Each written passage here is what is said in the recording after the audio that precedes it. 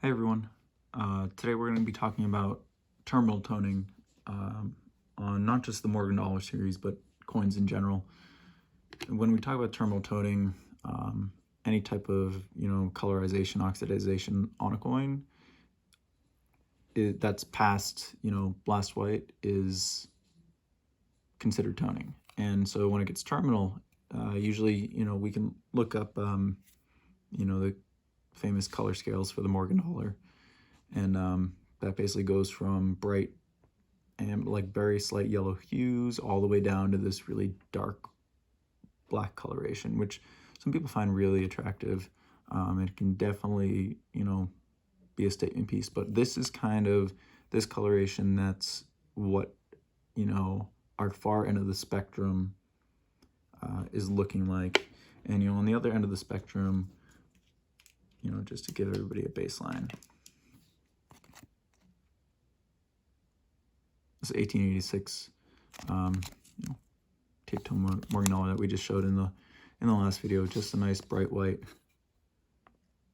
That's our A and our B.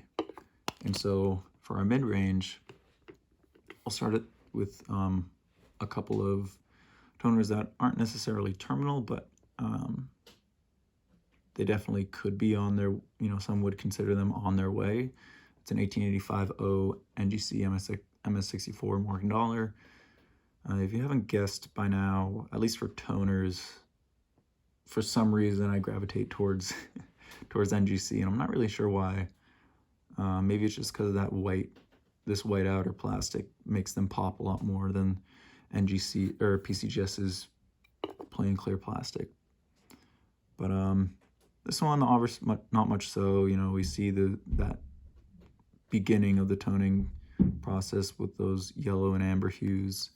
Then the reverse, some people consider terminal, if it doesn't show color, whatsoever, even in indirect lighting, that's terminal, but that's not what I consider terminal. This one has some really nice blues and greens, which are kind of on the farther ends towards this end of the toning spectrum. And green especially is probably one of the hardest colors to find in the world of toning. And this one's, it's hard to kind of get all in one shot, but when you put direct light on it, this thing really pops. And look how vivid all that coloration is, especially this shot right here.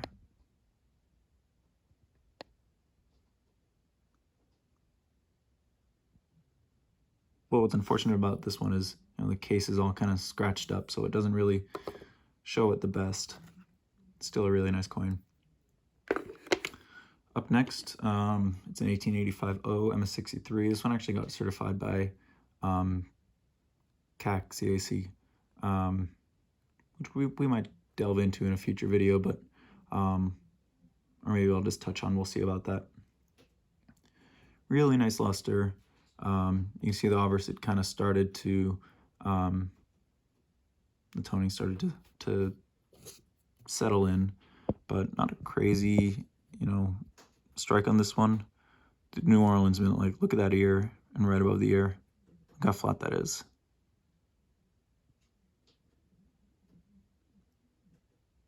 All the stars, and how the rim just kind of starts to fade in to the denticles, and still a really nice coin, but the New Orleans Mint especially wasn't very famous for their strong strikes.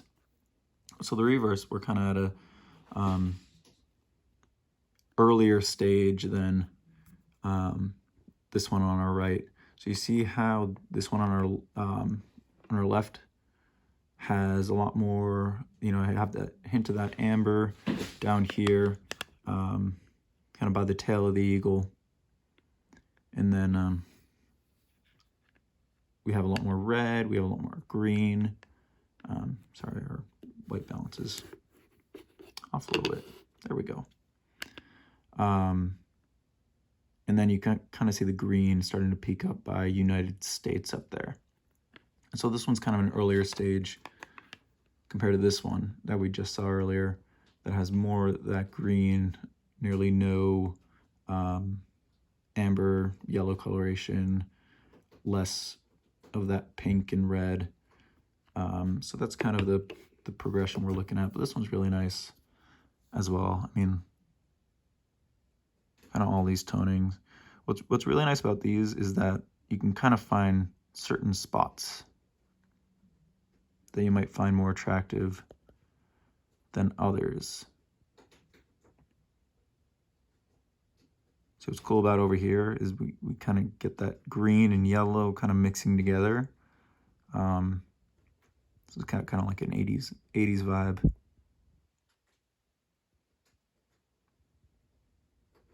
Really nice piece. And so now we're going to kind of start to delve more into the terminal end of the spectrum. Not on the obverse, but on the reverse on this one. So this is an PCGS 1904 MS63 Morgan Dollar in one of their OGH original green holders. These ones usually tend to go for a little bit more of a premium. The general consensus is that these were a bit more conservative in their grading. So, and the holders are a little bit more attractive, especially the rattlers. Those are really cool. You know, this one probably deserves a 63.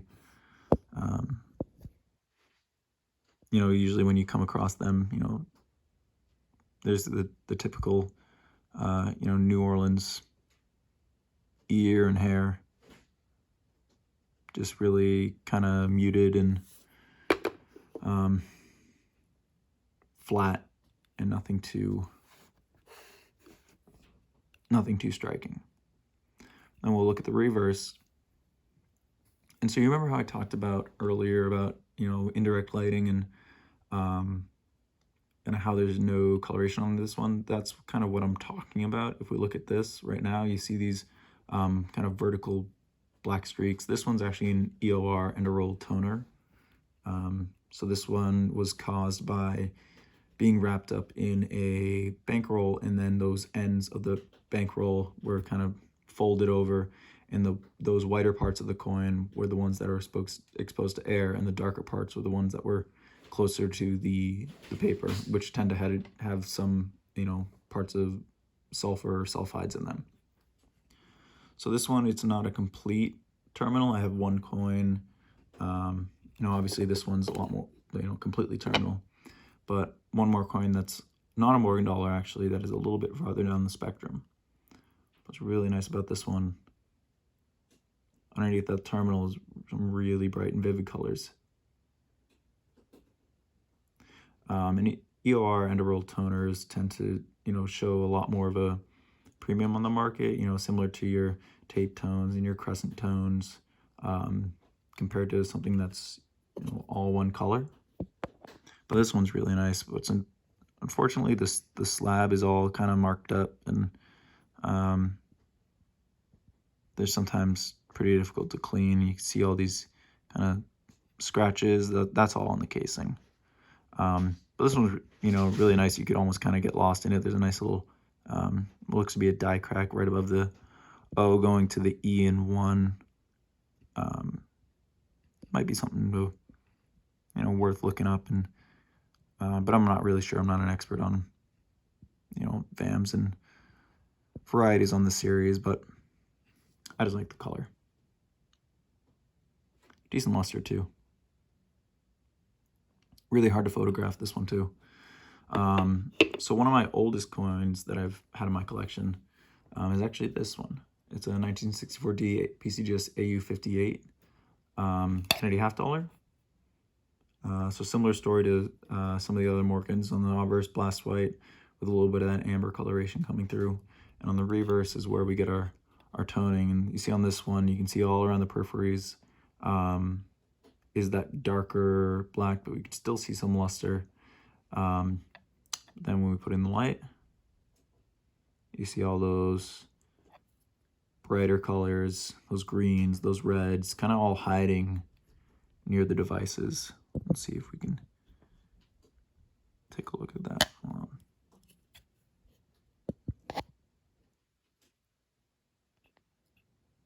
There we go. This one's also a scuffed up holder, but I really like that right up there by the stars. Over here down the side, you can kind of see all the gradients and all the toning progression and how, you know, everything works. And it's, you know, I'm not surprised that it's an AU58, but man, it really, really looks nice. You don't come across a lot of toned Kennedy half dollars that are in a lower grade with this type of color. Decent luster too. So that's pretty much it for today, is with these terminal tone Morgan dollars. If you had a favorite, let me know which one was yours. This one's probably mine. Just because it's how unique it is and how much, you know, how many colors you can really get. You really get the whole spectrum in this piece. But obviously it's going to be a lot more expensive. So let me know what you think. Let me know what your thoughts are. And other than that, yeah, everybody have a great day.